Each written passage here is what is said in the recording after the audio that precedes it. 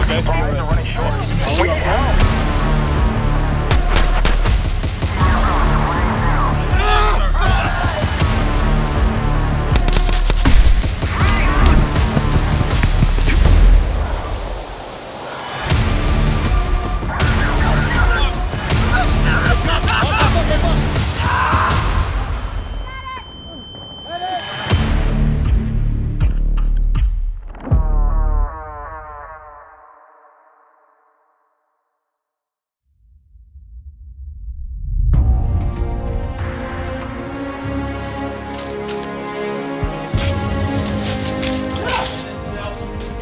After the first one, we kind of had a couple tweaks. We had to figure out more on the side of the basic logistics of that, the ammunition, the pyrotechnics, all these extra things that we begin to add to enhance the experience. And so it took a little bit more planning and a little bit more drawing things out long term to get all the instructors on board so they knew kind of what the desired outcome of each scenario was, instead of having necessarily each individual scenario to create or to test a certain skill. We had each scenario actually build upon one another.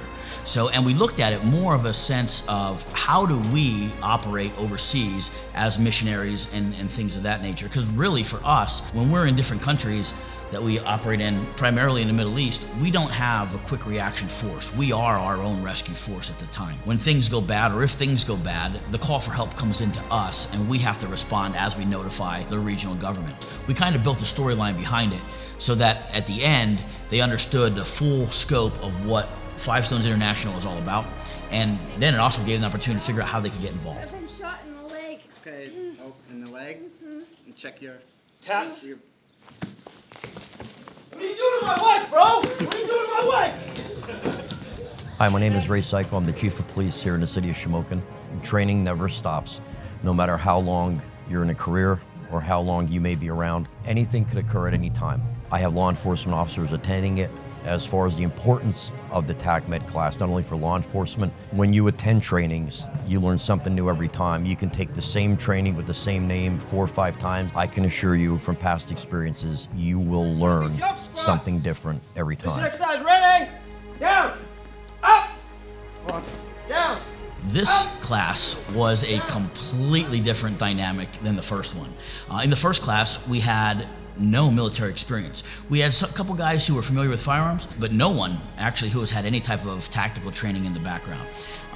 Medical training was slim to none as well in that first class. This class was a different story. This class we had some military, we had some law enforcement, and we had a lot of guys who were familiar with just weapons safety in general. So it kind of made the whole front end a lot smoother. Our expectation was to be more of a fast pace, with scenarios and things of that nature, just because we had more of the experience side, and they did not let down. It was a great experience, I think, for the instructors to see how quickly they were able to get stuff together and move, on the objective and lead. And it was also great for the class to just be able to have that leadership instilled inside of the class. So it wasn't necessarily from us dictating on the outside, hey, you have to go here, hey, you have to go here. It was really a cool thing to see happen, just kind of morph together. And you saw the leaders emerge throughout the weekend, and you saw kind of the bonds that were built, especially in the intense scenarios that we had in the beginning. After the debriefs, they went to the individuals, the guys that had the tactical experience, went and said, look, this is some things we need to consider.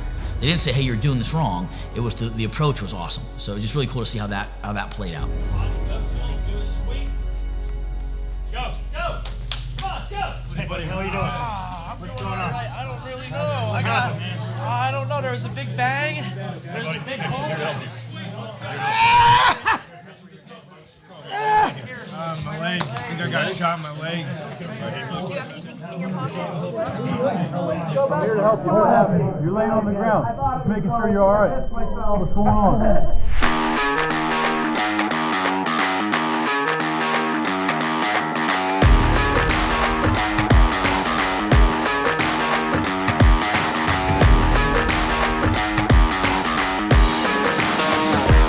So I'm excited The guys are primed, ready to roll. We camped out. We had a crew. There was a ton of people out here. It was packed. So we were up here up in the mountains. So yeah, I'm pretty excited. It should be a good day. Yeah, just a good morning so far, eating some breakfast, getting our outboarder together for today. Expectations, we're off to a really good start comparing last time to this time, just a lot more organized. You know, the higher of experience we have, the more expectations we have for those folks. So yeah, we're again, a lot more organized and ready to roll. Day 2, we transitioned to rural movement. And so what we ended up doing, breaking the class into 3 separate groups. We had a medical group who was focused purely on march protocol, just the basics, the fundamentals, and making sure they could stop the bleed and address things like how to apply a tourniquet, chest seals, pressure bandages, things of that nature. So we had a group primarily focused just on that. Then the second group was primarily focused just on tactical movement. We're training our teams in remote patrol operations, how to move as a team through remote areas that have their own unique challenges. Being in a rural environment with wooded forests, you have natural dangers such as ticks, you have rocks and trees that you could fall on. We're going to teach them within a context of Five Stones, who provides security for NGOs and humanitarian relief, as well as for human trafficking. So they did some patrol stuff through various different patrol routes where some was mountainous, some was open field, crossing danger areas, learning bounding overwatch, some things where basically it was just a safe way to move from point A to point B in an efficient manner. And then the third group was thrown right into scenario. And so we kind of planned that where we put the more experienced guys on that team 3 just because they had experience and we wanted to make sure, we just wanted to see where they're at. Fire. Hold your fire. The first scenario was basically a vehicle on the road. The storyline behind it was a Five Stones International truck that had been hit and they lost contact. There we had one casualty who was unconscious and unresponsive. As they began to treat the casualty, he came to and became combative, calming the patient, treating the patient, and preparing for You gotta get down! Get everybody covered right now! Give me my gun. Guys, I got the subject. Let me know when we're ready to move out. Need cover, guys. Take the subject out. How many are there? How many are there? So each of those 3 teams would cycle through each of those portions. So they would go from the medical portion to the movement portion, from the movement portion to the scenario, and from the scenario back to the medical. And so that's kind of how the day went. Each group had a time in each position to learn, to apply, and then to debrief. We're under attack! They're coming in! This is Vanessa from Five Stones International! Help! Basically, we were going over our brief, and all of a sudden we get over on the radio, just like people were yelling, help, help, we need help, we're getting ambushed. So we didn't really have time to set aside who was gonna do what. At that point, I was just put as team lead, and we did have a interpreter at that point, which Ken was doing great at acting. I mean, he was acting afraid and everything. But anyway, we came up to that scene. I called the team to halt, and we were gonna take the left side so that we could see more openings, we could get a clear visual of those people that were injured out of those vehicles. And once we set up security, we had people up at the front of the vehicles and at the back. I told medics to move forward. Mercy and Austin went in there right away. They assessed the 2 people. They saw that one just had some minor bleeds, and the other one had a mass hemorrhage, so they went to the mass hemorrhage, got a tourniquet on them. And as Mercy was going to the next person, an enemy team popped out of the woods up in front of the ambush, basically ambushed us. They threw out some smoke. Nobody knew what was going on.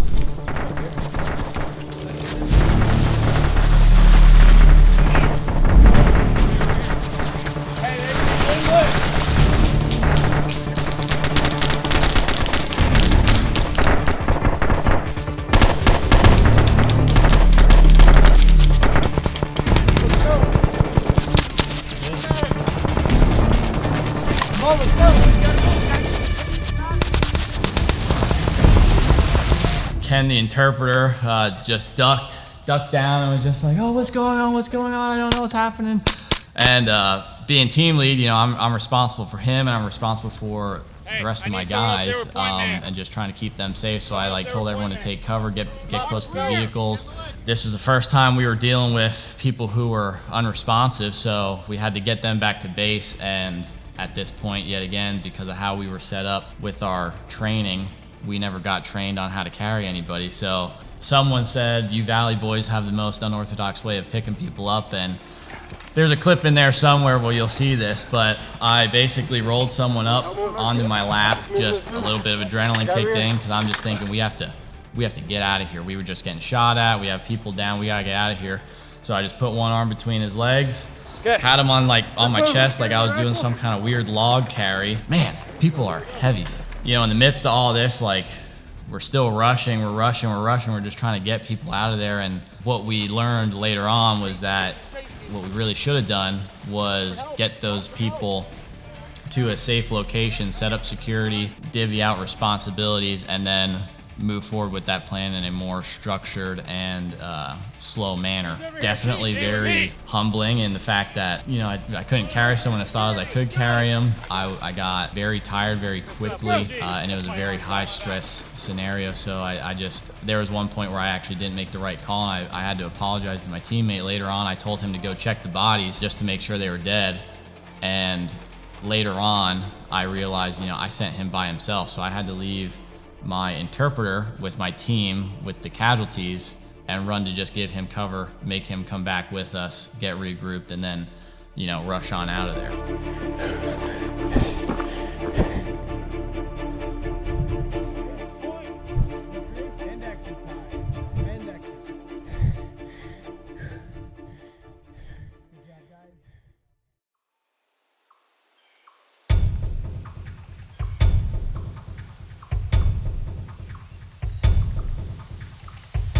We got a call to meet an asset. That was our objective, was to go meet the asset and pretty much get information. I'm not quite sure what we were looking for. We were going down as a team, and we kind of knew that there were some big issues happening. We patrolled down, and it was very rocky, very hilly. You can't really see much because there's these hills that go up and down. So we had to be very aware of our surroundings and try to stick with each other, but also expand so we could, you know, mark that territory and call it clear. Down in staggered formation.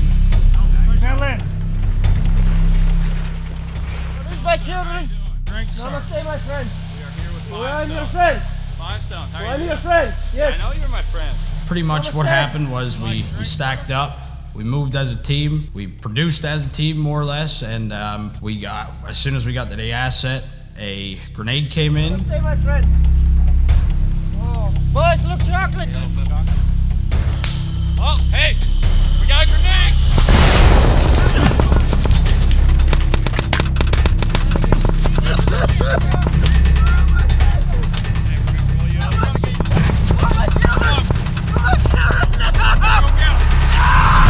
Ambushed. Our team flanked up around the side, and we pushed forward.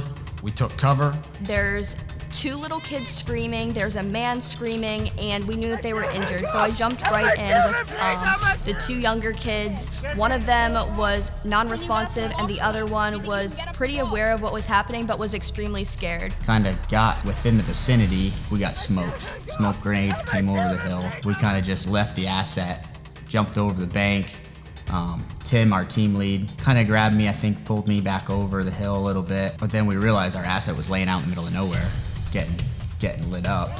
So I ran out, grabbed him, pulled him over. Then the man that was injured was their father, and he was highly concerned about his two children. He wouldn't stop screaming. He was in a state of shock. To be able to calm down 3 people and keep track of 3 people was very difficult while you're getting pelted in the face. Still pulling kids out.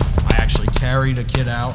We got them all treated for wounds, stuff along that.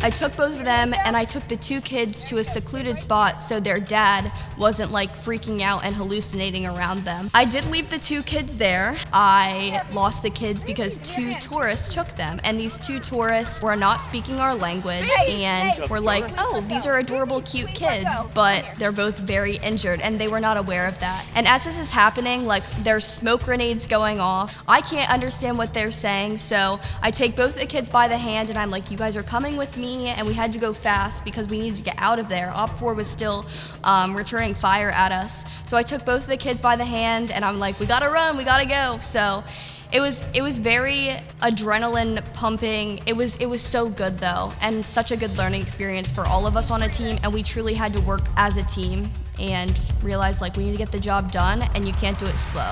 It's all very fast paced. Yeah, we eliminated the threat, and it was definitely a learning experience right there, and seeing how you could react under pressure. It was something new, and it was definitely worth every bit.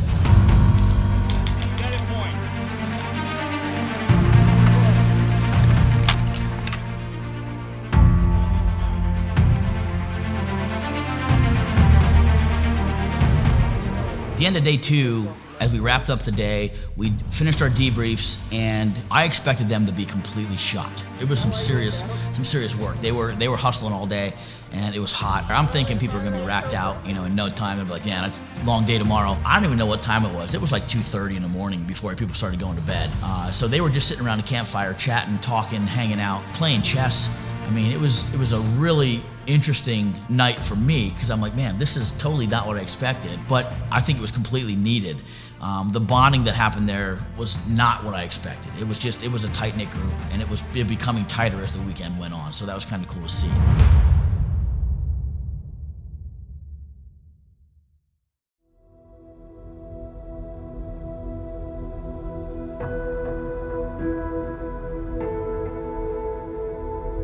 So Sunday morning started off, we had a church service, and it was optional, but we started at 8 a.m. and we had planned it to go till about 10, and then we were going to get into the brief for the day and do some review and some walkthrough. As the church service began, we realized that there was nobody left back at the camp, and everybody had come up for the church service, which was kind of cool. I expected to have maybe 1 or 2 people share. We kind of opened it up to just let people kind of connect on a personal level with their faith. One of our instructors shared his whole testimony and how he became involved here and kind of what God's been putting on his heart. The overflow of love, like every time I leave here, my cup's just overflowing, and I can't wait to just, share it with everybody else. So my favorite part of the weekend was the church service. Everyone getting up and sharing their testimonies and talking. I just feel like it brought everybody closer together and, brings us together for His glory in the kingdom. So. And people shared their stories, shared their journey of faith,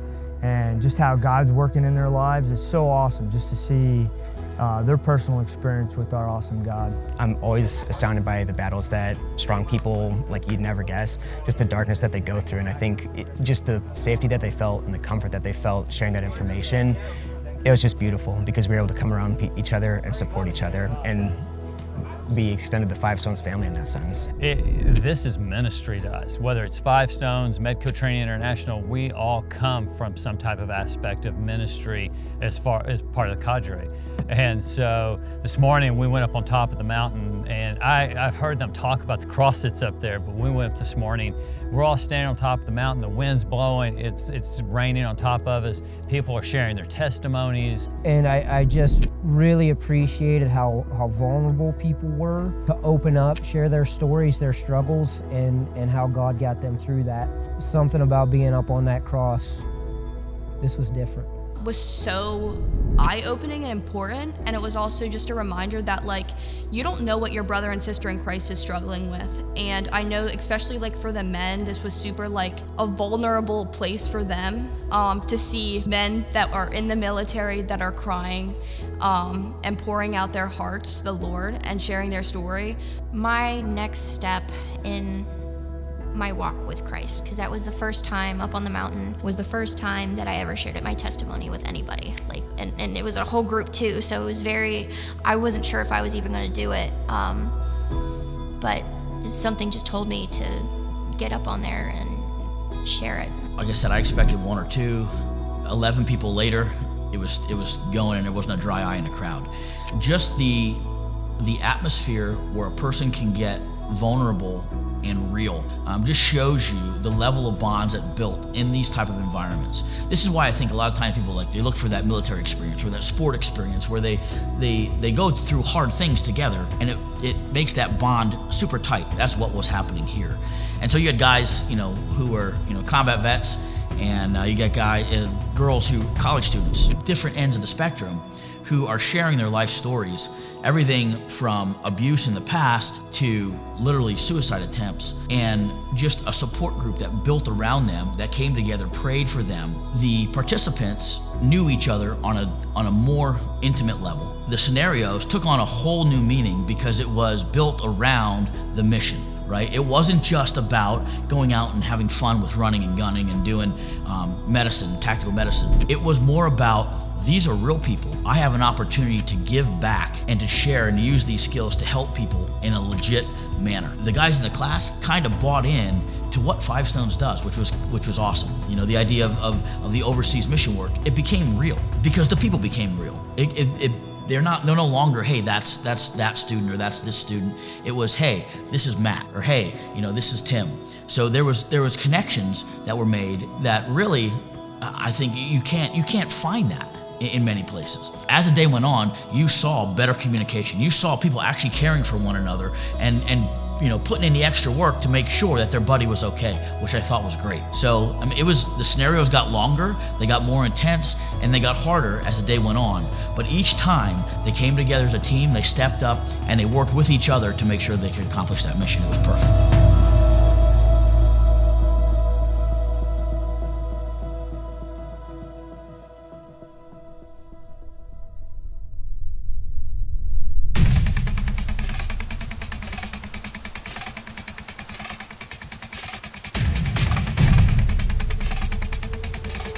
Setting. Bravo, let me know when you're set. Anybody for Five Stones? Anybody for Five Stones? No visual, yeah, no visual. I'm gonna need a medic there up there checking, okay?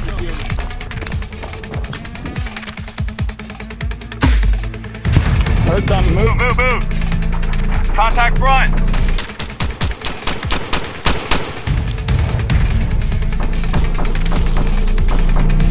We got anything from the right side? Is it all left?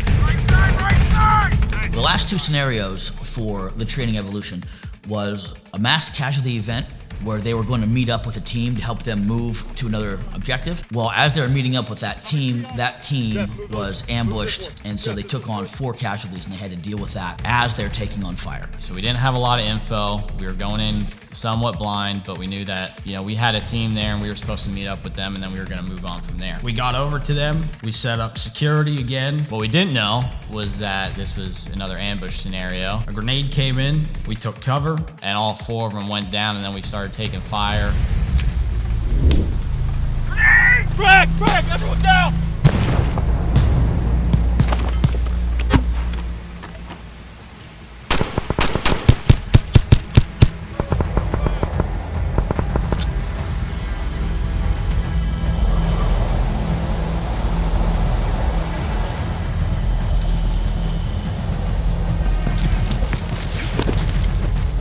We knew fire was coming from the left, so I sent Carlos over to the left, and then we all just kind of got in a ring around our medics, and our medics took care of the casualties. We tried to get them into a little bit more of a concealed area. Pulled the casualties back, got them in the cover, and we got ambushed from all sides. And it was just like there was fire from behind, and then it was from the right and from the front and left, and it was just fire was everywhere. We did get the casualties back across the river with some use of smoke, so I had to pop a smoke. We have to move out of here, guys. Back the way we came. Back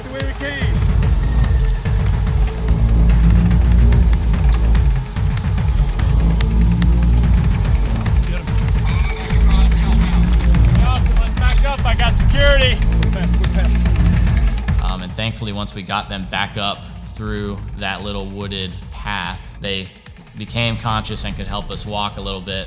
And then that was much easier to get them back. But just carrying what I'm assuming was like a 150, 160 pound woman was, oh my gosh, like that. Just even a 2-man carry, it gets, you're already sweating and in a high stress scenario from just getting shot at, and you're running around trying to get cover, focusing on everything else, and you're not focusing on your breath. And then you try to pick this person up just right away and get moving, and you're going slightly up a hill. Man, you get winded fast. We had each other's backs, stayed together.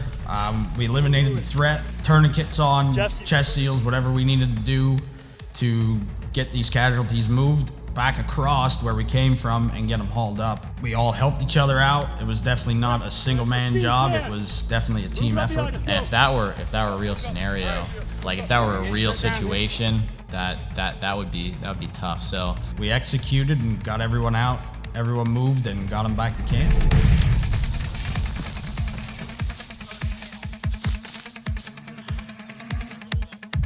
Okay, just strip the gun. Take whatever supplies. Asset says it's not safe, don't forget.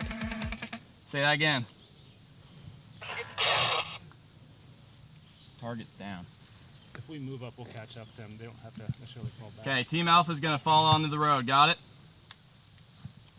Let's move Alpha. We're going to the road. So that kind of built up to the last scenario, the fifth scenario. The fifth scenario was Firestone International Convoy was ambushed. They had killed or wounded 2 for sure, and there were people that were missing. So all of the gear and food, humanitarian aid that they had they'd been stolen, and so they were going to meet up with a local who had information or intelligence on where these people could be. We had the interpreter with us, and we were meant to take this alternate path that we hadn't taken before. We were going down through the woods. Delta and Charlie team were gonna wait for us to contact them once we met up with this local warlord that was gonna give us some info. We got to where we had to start, and we started pushing down the road. And now this time, by now, we've had a couple different trainings with tactical movement, just what to look for. So our interpreter, yet again, man, these guys are just they're fun to deal with. They're like holding on to you for dear life, like where are we going, what are we doing, and like holding on your arms. And this interpreter that we had knew a lot about the area, and he said too that there were booby traps, so we had to go in there slow. He pointed out that he called it boom boom.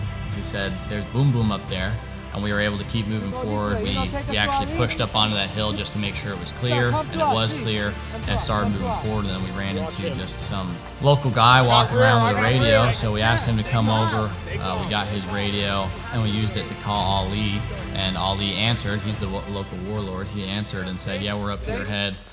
Safe to meet Ali? Yes. Yes, Ali, good man. Can you radio Ali? Can you radio? Ali. Brian, Steve, we're right here. Yep. Copy. Ali. Stay where you're at, boys. Go for Ali. Ali, friends coming to see you. You sure they're friends? Thank you, my friend. Are we sure they're friends? Ali, my friend. And so they had to have interpersonal conversations with people they didn't really know. They had to address a local who was using customary things of the Middle East, and so they had to kind of adjust to that, which was kind of interesting. We didn't prep them for any of that again, so we kind of just said, hey, look, be kind and be courteous, and just understand that there's people out there that want to help, but you just need to keep an eye on them and keep trust them enough to get the information, and don't let your guard down. Okay, Ali, go back to Brian quick. Ali. Go back to Brian quick. Come here, brother. You, Brian? Yes, sir. Hold on to me. Hold on to you? Yep, like that. No. Put your hand on my tab. Oh, tab? What tab? This? Back here, in the rear. In the rear. Where? Right there, right there. No, right here. That rear? Here. That. Hold on to that. Oh, Get down. handle. Get down. Get down.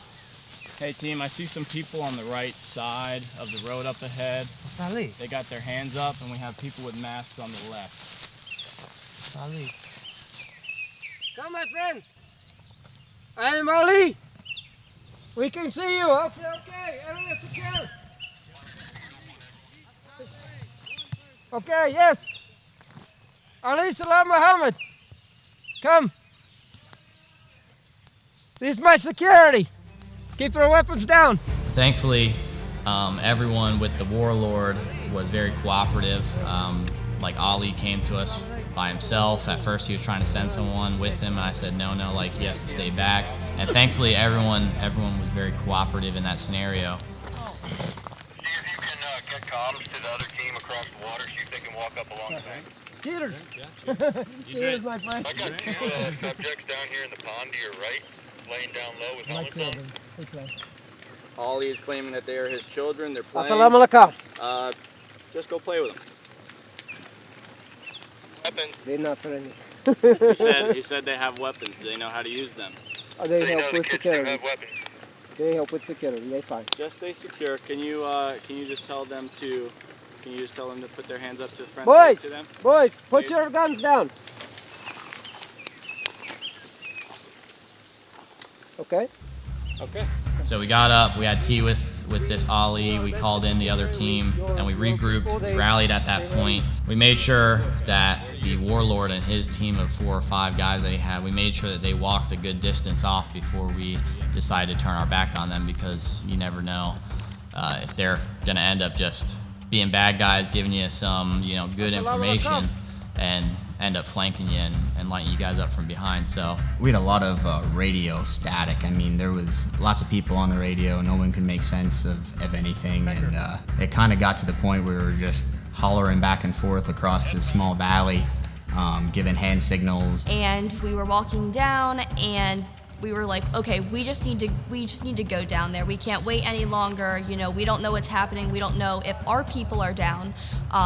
Team A that was already down there. Alpha, Bravo, Delta, and Charlie all together. And at that point, we made one of our guys the squadron lead. So that was Tim. Tim started leading us, and we just moved up. We used our tactical training that we had before about how to move through this big open space. So we took the left side, tried to stay as deep into the woods as we could, and just being prepared for anything, watching for booby traps, all that kind of stuff. Once they got the intel, they linked up with the second team who came down, and they moved on to the objective. The objective was down the road a little further, and there was a group of, we'll say, hostages that had been held, aid workers who had been taken, and some were injured, but they were being held by one gunman who basically was going to use them for ransom or sell them off. And we get up to this turn. There's a road coming out here, and there's this bank here, and we can't see in there, but we start hearing people screaming, they need help. So the intensity immediately picks up.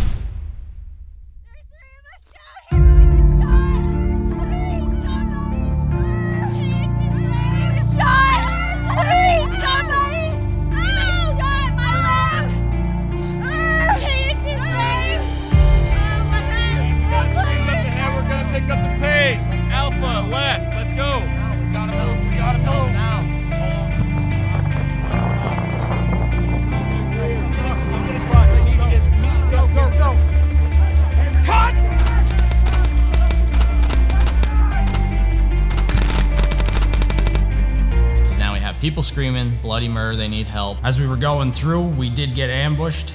So we start moving quicker, and once we got to that intersection, we start taking fire, and we don't know where it's coming from. All I knew was it was coming from that road. Our asset actually pointed out booby traps. They had tripwires. The team had moved towards them. They made contact with the individual. There was a gunfight. After eliminating the threat there, they were able to treat the casualties and prepare for an evac. I put Bravo team in charge of the casualties. There we heard lots of screaming. We were patrolling down, and there were 2, maybe 3 injured people that were waiting on the tree line for us, screaming for help, and we weren't sure quite who they were. So of course we introduced ourselves as 5 Stones International. We're here for help. 5 Stones, we're here to help. Where are they at? Just us down here with 3 of us. My leg hurts. Then start clearing an evac route for us. Security, Austin, push up. They took everything. I got tourniquet, just let them.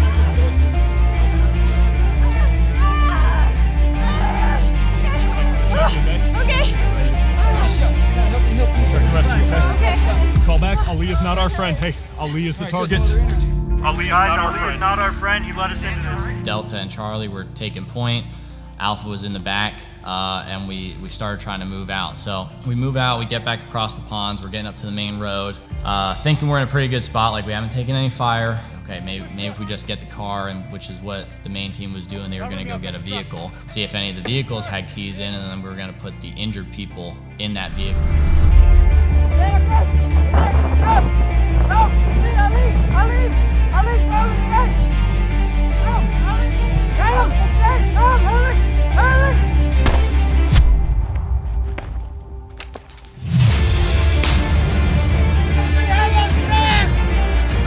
Ali showed up and got shot. It was just chaos the whole time, because we're in the back, we're doing security up here, there's fighting going on up there.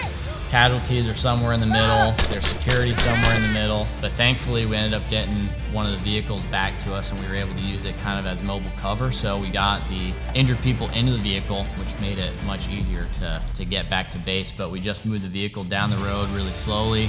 I got mounted up at the front of the vehicle.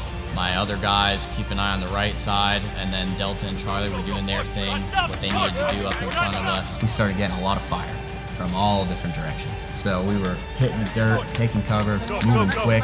And we got our casualties out and moved, and it was a fight up until the end. Once we got back to base, everything got taken care of. Move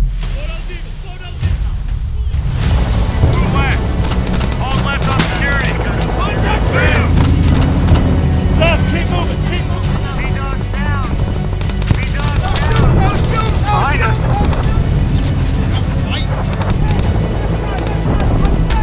Movement.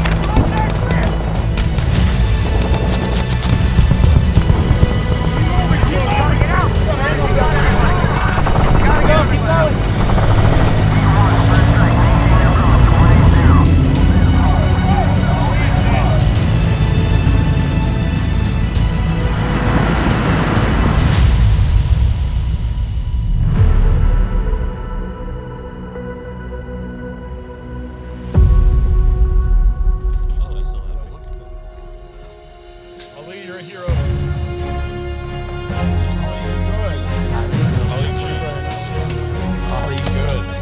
That bond is what drives people in those situations. When you feel like you can't go and you see your buddy struggling, sometimes that gives you enough fuel to jump in and be like, yeah, I got you.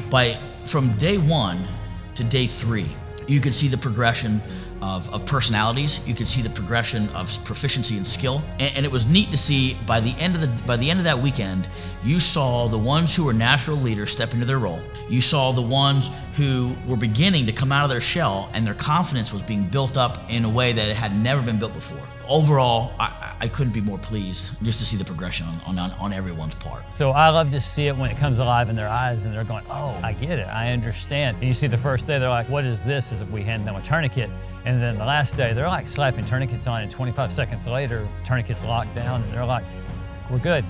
And so that's the highlight to me. There was a little bit difference. We had a couple more experienced students in this class, and it was awesome being able to see them really come alongside some of the students that didn't have experience, and just from their experience be able to mentor them when we were having runs. They would pull them off to the side and just see the team camaraderie between the more experienced people.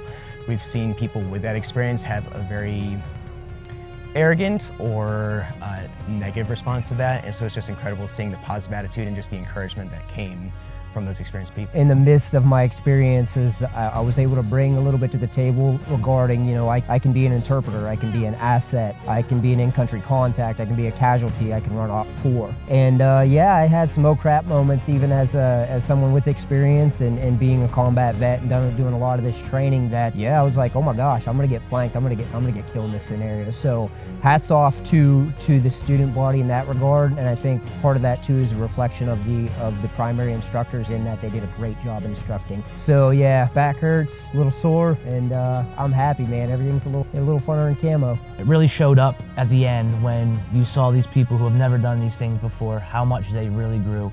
Again, the campfire stories, just everybody hanging out. Just the amount of confidence that it gave all of us as individuals to, be like, okay, like we got this, we're gonna work as a team. The team atmosphere really played into just the family of Five Stones International, and that helped me be confident and aware. You're surrounded with so many experts that know how to help you and how to make you a confident individual in these scenarios. In situations that do make us feel very uncomfortable, like if there was something happening in your church or something happening at a store or just a random place that you're in, like I feel like my first thought would be like, oh my gosh, like I'm helpless, like what do I do? TacMed was definitely a place where I felt way more prepared if anything like that happens again, would know actually what to do in those real life situations. But looking back on it now, I learned a lot from that experience, and the general takeaway from day 3 was I can do something like this. I think it's an important skill set to learn. It was more of like character building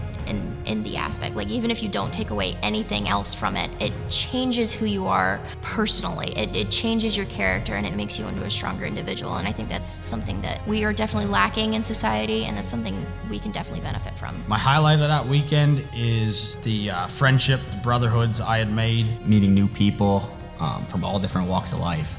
But afterwards, you feel like you really know them all, and you kind of you don't want to leave. You know, day 3, it's the end of the day, and you're like, oh man, I wish this was a couple days longer. Just a total experience. Within a 3-day period, I learned so much information. An extreme situation or even a car accident or anything like that, but I would recommend this course to anyone. I feel so confident, like if I was involved in a medical emergency, I'm pretty confident I could at least keep them from bleeding out, passing out. The more you push yourself, the better you're gonna react and intense stress, and that's what it pretty well comes down to. I really didn't know what to expect other than what I heard from the guys, just that we're gonna get beat up and it's gonna humble us, and it definitely did. I wanted to take the course just so that I could be better prepared to protect those around me, especially my community, as I feel like I'm becoming a leader in the community, and I just want to be able to serve others. It all comes down to this. We always say you never outsource your own security. You never know where you're gonna be when there's an emergency that happens, whether there's an accident, whether it's a mass casualty event. All these things are completely unplanned. The only thing that you can plan is how you're trained. You will never, ever, ever rise to the occasion. You always fall to the level of your training. So it's important that you understand that, look, no one's gonna take care of you like you take care of you. This is a course where you can come and develop skills, where you can be the man or the woman of the in-between. Don't wait. Right? You never know we don't know what tomorrow holds. But we can be prepared for whatever's thrown at us if we just take the time to prepare ourselves and help prepare others.